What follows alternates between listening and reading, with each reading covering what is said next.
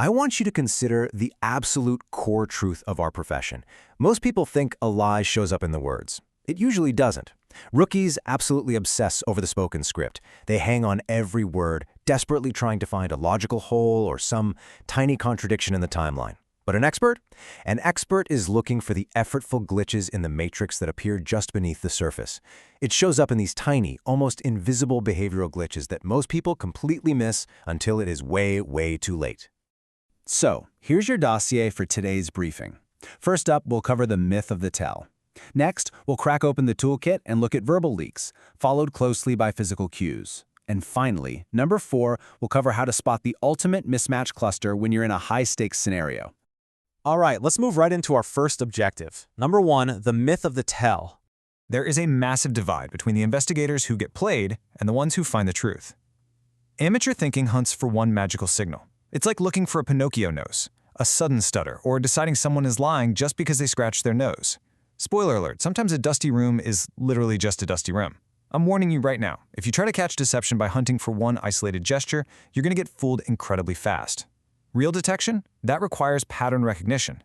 Expert thinking is all about looking for clusters and effortful behavioral mismatches. The real signal is the exact moment the face, the voice, the timing, and the body suddenly stop matching each other. Okay, let's open up the investigator toolkit number 2. The toolkit, verbal leaks. When a subject is under pressure and their cognitive load is totally maxed out, they fall into very specific verbal traps. First is the timing mismatch. Honest responses, they tend to just flow naturally. But under pressure, people often answer the question fast and then feel the emotion later. There's this weird, uncomfortable delay before the emotional reaction actually hits their face. Second is over-explaining. When people feel cornered, they start throwing in all this unnecessary precision because they think extra words make them sound more convincing. Listen, real truth usually doesn't need decoration.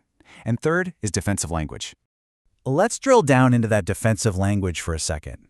If you sit down and hear someone immediately blurts out, "Why would I do that?" or, "Look, I'm just being totally honest here," before you have even fully explained your concern, that is a massive red flag. The crucial takeaway is that this kind of pre-defense indicates the subject is reacting to the threat of exposure, not the actual facts in front of them. When they start throwing out extra side stories or constructing these defensive walls to try and win the room, they are working really hard to control your perception, instead of just giving you the truth.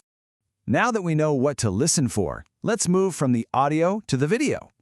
Number 3, the toolkit, physical cues. We are looking for the visual leaks of an activated nervous system. Here are the key physical glitches. The facial reset. This is a brief, almost instantaneous drop into a completely dead, neutral expression before the person snaps right back into the friendly social face they want you to see. Next is self-soothing. Touching the neck, rubbing the face, adjusting the collar. Now let me be crystal clear here. Touching a collar doesn't automatically mean guilt. What it proves is that the nervous system is highly uncomfortable. The key isn't the gesture itself, it's whether that gesture appears exactly when the conversation gets hot. And finally, we have to talk about the most misunderstood cue out there: inconsistent eyes. I want you to remember this simple rule, because the old idea that eye contact equals truth is total garbage. Sure, some people avoid eye contact when lying, but others? They suddenly overdo it. They will overcompensate and stare unblinkingly right through your soul because they think that's what an honest person does.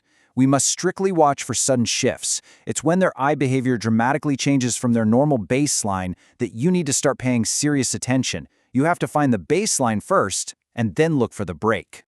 Let's see how all of this builds into our final capability. Number 4, spotting the mismatch cluster. Let's take this out of the classroom. Picture this: high-stakes corporate boardroom. The air is thick, millions of dollars are on the line, and absolutely everyone is watching the executive sitting at the end of the table. Here's the exact anatomy of a mismatch cluster out in the wild.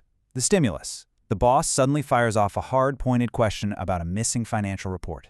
The words. The subject looks right back and says firmly and without a single hesitation, "I have no idea what happened." Now, the words sound perfectly fine, right? But watch the body's reaction. Immediately after speaking, their face drops entirely to neutral for a split second, there's your facial reset, and their hand instantly goes up to grab the back of their neck. The words sounded super confident, but their nervous system just screamed that it was in grave danger. So why is that meeting scenario such a dead giveaway? It all comes down to flow. Natural social flow means the story, the body, and the emotion are all fully aligned. It just flows effortlessly. You don't have to consciously think about acting innocent when you actually are innocent. But forced communication, that requires a heavy, conscious performance. It is highly effortful. It requires over-explaining, it results in delayed emotions, and it causes that baseline to shift because the brain is doing triple duty just to keep the lie afloat. And that heavy performance inevitably leaks. So look, the smoking gun in any investigation is literally never a single twitch. It's this list of ultimate micro-contradictions. It's when the mouth says one thing, but the tone of voice tells a totally different story. It's when the face is smiling at you, but the posture is shrinking away and closing off. It's when the timeline shifts just a tiny bit upon repetition, revealing they're reading from a memorized script rather than accessing a genuine memory. This right here is where deception becomes visible. I want you rookies to mentally frame this and put it on your wall. If you actually want to get better at reading people, this is the only investigative question that really matters. Stop asking yourself, did they touch their face? And start asking, did their story, timing, body, and emotion all stay aligned? We'll wrap up today's briefing with this thought. Truth is usually stable. Deception is highly effortful, and effort leaves traces. I challenge all of you to step out into the real world tomorrow and actively watch for those traces. Look for the clusters, because once you learn this pattern, you stop being an easy target.